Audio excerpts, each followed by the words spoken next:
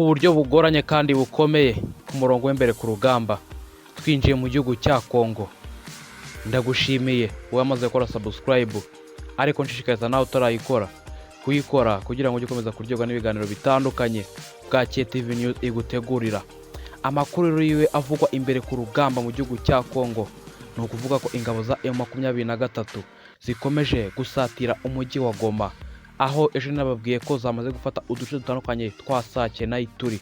Ubu rero M23 avuze ko nta kuruhuka, dore ko ikomeje gushinja igihugu cya Kongo uburyarya cyangwa se ubugambanyi mu kutubariza amabwiriza cyangwa se imyanzuro yafatiwe i Rwanda muri Angola, ndetse n'iyafatiwe mu gihugu cy'i Burundi, aho hari habereye inama y'abakuru b'ibihugu na za guverinoma yahuje abakuru b'ibihugu b'umuryango wa Afurika y'Uburasirazuba EAC.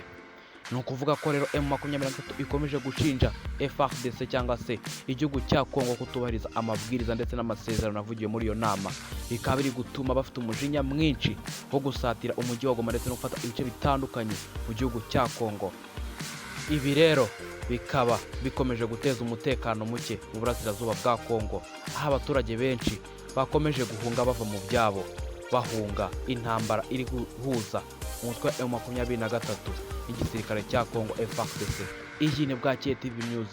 Shishikariza utakora subscribe kuyikora kugira ngo ujye ukomeza kuryoga n'ibiganiro bitandukanye tukugezaho umunsi ku munsi ko bikomeje kubera ku murongo w'imbere ku rugamba mu gihugu cya Kongo.